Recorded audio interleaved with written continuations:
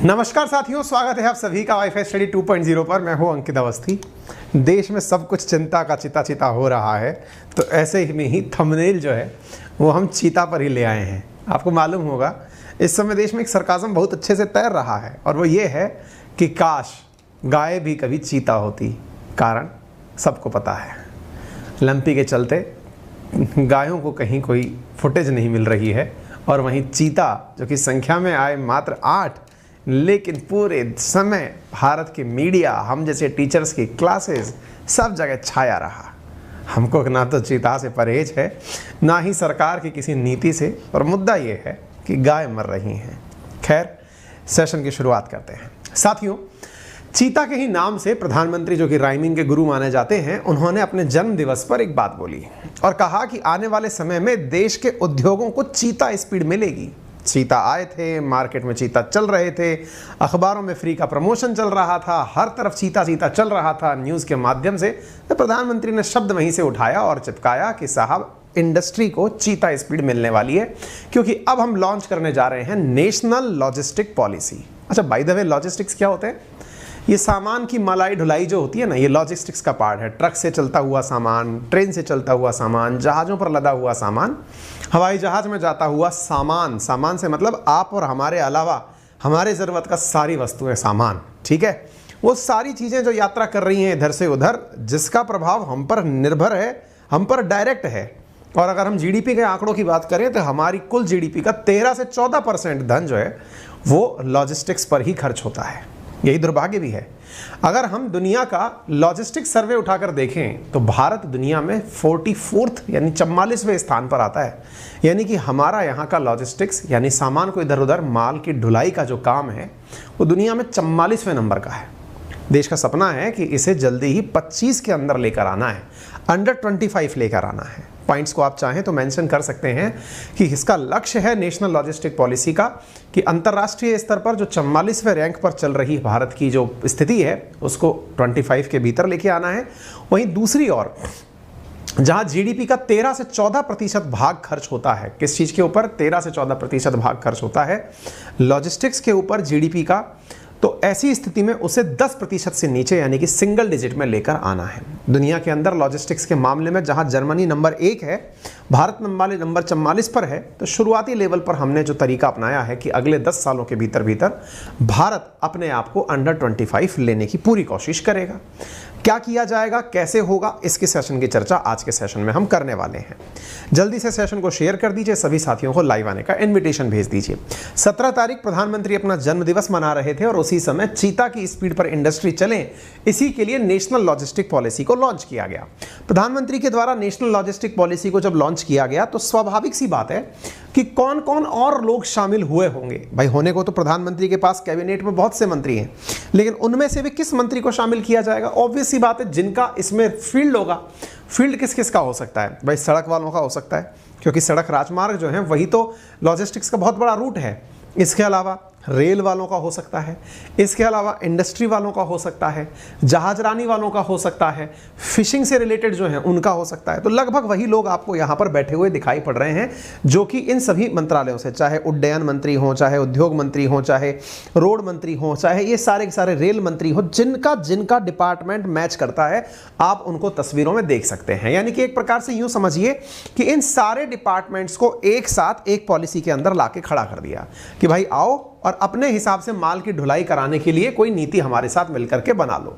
करना क्या चाहते हैं वो मैंने आपको शुरुआत में बोल करके बता दिया है। तो प्रधानमंत्री ने अपने द्वारा जो कार्य किया उसको किस दिन लॉन्च किया, इसलिए मैं याद दिलाना चाह रहा हूं, क्योंकि मैंने इसके ऊपर खुद ने सेशन किया है।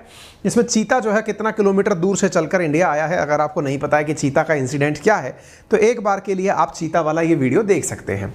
पीयूष गोयल जी ने अपने द्वारा कहा कि इसकी वजह से फार्मर्स को बेनिफिट होगा, जो एमएसएमई इंडस्ट्री है उसको बेनिफिट होगा, एक्सपोर्टर्स को होगा, लेबरर्स को होगा, स्मॉल बिजनेसेस को होगा। इस वजह से यह स्कीम लॉन्च की गई है। ठीक है साहब। अच्छा, इसके साथ साथ अब मैं आपको एक तथ्यात्मक जानकारी और देता हूं। देखिए, देश को लॉजिस्टिक्स को गति देने की जरूरत बहुत लंबे समय से दिखाई दे रही है। यही कारण है कि वर्ष 2020 का जो बजट आया था ना, उसमें भी लॉजिस्टिक पॉलिसी यानी कि ऐसा क्या किया जाए जिससे आने वाले समय में हमारे माल की जो ढुलाई है ना उसको गति मिल सके, इसके लिए 2020 के बजट में भी चर्चा की गई थी। लेकिन उस समय कोरोना का काल था, पॉलिसीज अंगेज्ड थी, ऐसी स्थिति में वो चीज़ निकल कर नहीं आ सकी जो अब जाकर निकल कर आई है। प्रधानमंत्री ने कहा कि नेशनल लॉजिस्टिक पॉलिसी जो है वो आने वाले समय में लास्ट माइल डिलीवरी का मतलब क्या होता है कि अगर मान लीजिए कि सी से चलकर सामान आया और मान लीजिए बिहार का कोई दूरस्थ क्षेत्र में गांव है, या फिर मान लीजिए कि आसाम या फिर अरुणाचल प्रदेश वहां कहीं कोई गांव है, वहां तक सामान पहुंचना है, तो कैसे इस कनेक्टिविटी को तेज से तेज किया जा सके, लास्ट माइल कनेक्टिविटी को कैसे बढ़ाया जा सके, इसको ध्यान में रखते हुए ताकि टाइम बचे और साथ में मैन्युफैक्चरर का कॉस्ट बचे, इसके लिए इस पॉलिसी को लाया जा रहा है। Need to save agriculture product from getting spoil due to delay in transport. आपको मालूम होना चाहिए लगभग किसान के द्वारा जो पैदा किया गया पेरिशेबल गुड है उसका 23 से 24% हिस्सा ऐसा है जो ट्रांसपोर्टेशन के अंदर ही डिके हो जाता है। मान लीजिए आपने फल के रूप में कोई भी फल पैदा किया या सब्जी पैदा की, उनको एक स्थान से दूसरे स्थान तक जाना है, लेकिन समय इतना ज्यादा लग जा रहा है ट्रांजिट में कि वो पदार्थ पहुंचने से पहले ही खराब हो जा रहा है। उस चीज को बचाने के लिए आप विचार करिए कि यदि हमारी जो पेरिशेबल गुड्स हैं ये टाइमली डिलीवर होने लग जाएं तो स्वाभाविक सी बात है कि फार्मर्स को बहुत ज्यादा बेनिफिट होगा। ये संभव कैसे है? जब लॉजिस्टिक्स अच्छा होगा। Using space technology integrated with other technologies. Space technology से मतलब क्या है कि अगर आप आने वाले समय में, जैसे आपने ट्रेन को देखा होगा, जीपीएस इनेबल्ड ट्रेन हैं आजकल, है ना, आपको पता है कि कहां पर ट्रेन चल रही है, आपको अपने मोबाइल में दिख जाता है।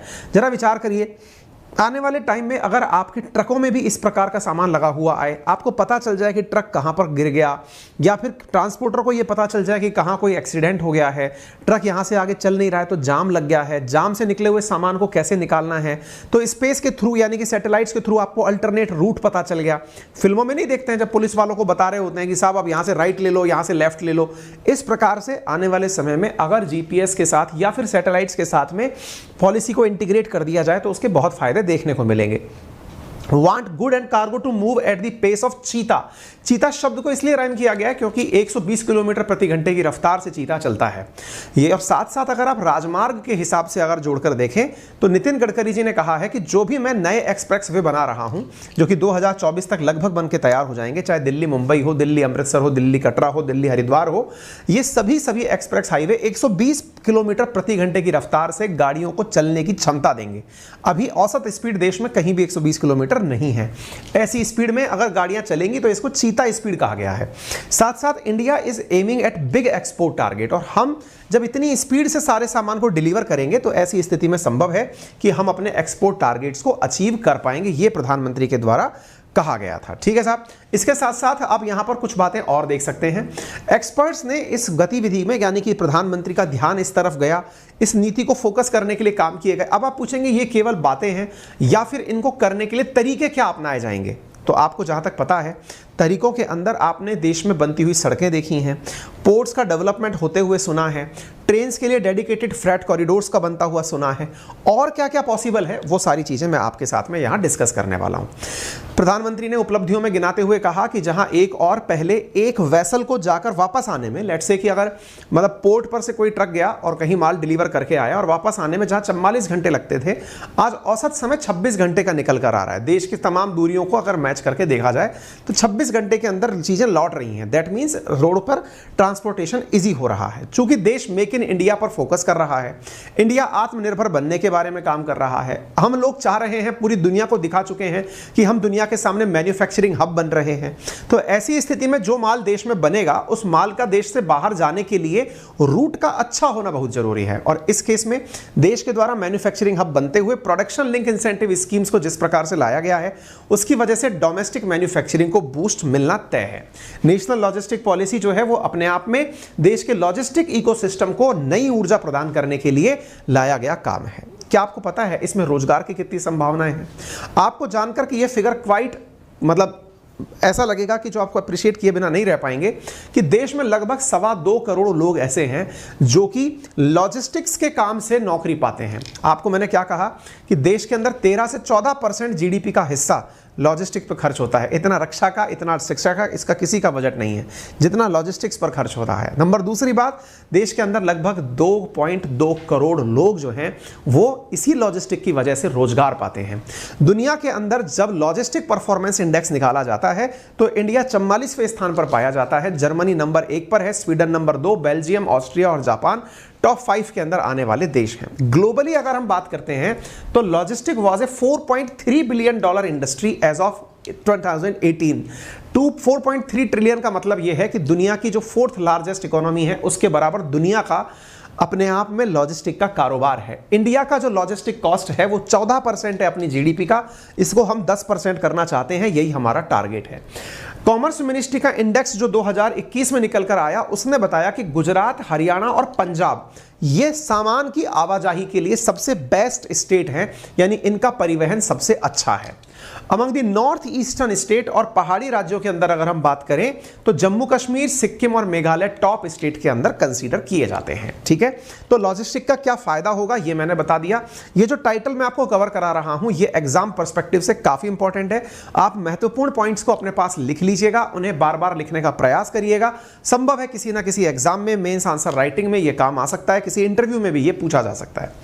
इसका लक्ष्य क्या है? 2030 तक, वैसा बोलने को तो 2030 नहीं 32 होना चाहिए क्योंकि अगले 10 साल की बात की गई है, पर चूंकि इसका बजट 2020 के अंदर चर्चा हो गया था इसलिए आप अगले 10 साल इसमें ऐड कर लीजिए। तो 2030 तक वैश्विक मानकों के अनुरूप लॉजिस्टिक लागत में कमी लाना, ग्लोबल लॉजिस्टिक परफॉर्मेंस सूचकांक में 44 से 25वें अंक तक पहुंचना, साथ में डेटा के निर्बाध प्रवाह के लिए लॉजिस्टिक इकोसिस्टम को डिजिटल रूप से एकीकृत करना, यानी कि सारा डेटा ऑनलाइन पहुंच जाए, ये काम करना। इसके अंदर एक काम किया गया है, नेशनल लॉजिस्टिक पॉलिसी का अनावरण किया गया ताकि देश में प्रौद्योगिकी सक्षम, एकीकृत, लागत कुशल, लचीला, टिकाऊ, विश्वसनीय लॉजिस्टिक बनाया जा सके। ठीक है, फायदे इसके क्या होंगे? भारत के सभी हिस्सों में विकास सुनिश्चित होगा, देश के गोदामों की गुणवत्ता में सुधार होगा। अब ये क्या है, अब मैं आपको ये बताता हूं। देखो साथियों, क्या होता है, आज अगर आपने कभी रोड साइड पर सफ़र किया हो, अगर किसी हाईवे पर आप निकल के जा रहे हो तो आपको कुछ जगह, जैसे दिल्ली के आसपास के क्षेत्रों में जब आप पहुंचेंगे तो हर 5-10 किलोमीटर पर बहुत बड़े बड़े आपको गोडाउन्स बने हुए दिखाई देंगे जिसके अंदर सामान का संग्रह किया जाता है ताकि सामान को एक जगह पहुंचाकर फिर वहां से छोटे छोटे हिस्सों में आगे फर्दर डिस्ट्रीब्यूट किया जा सके।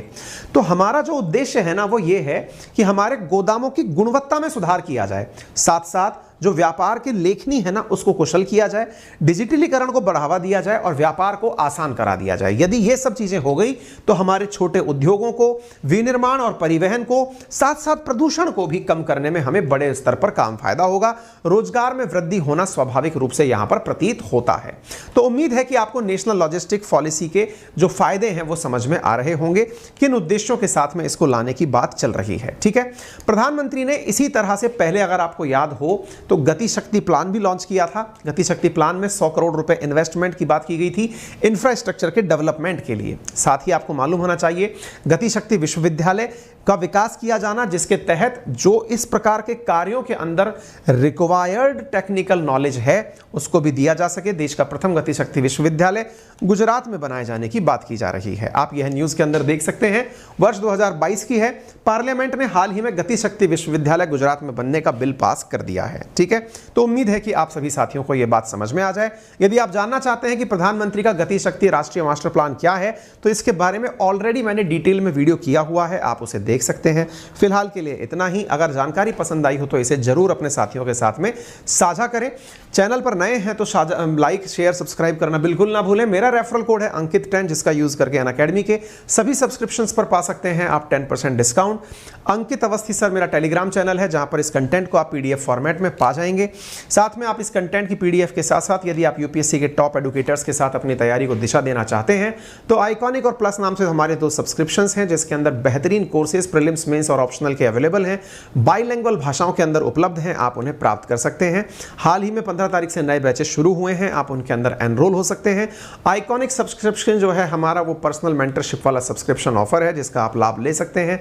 0% इंटरेस्ट रेट के साथ में लोन फैसिलिटी भी अवेलेबल है जिसके लिए आप हमारी टेक्निकल टीम से 7878158882 पर कॉल करके संपर्क कर सकते हैं। आपका समय शुभ हो। धन्यवाद।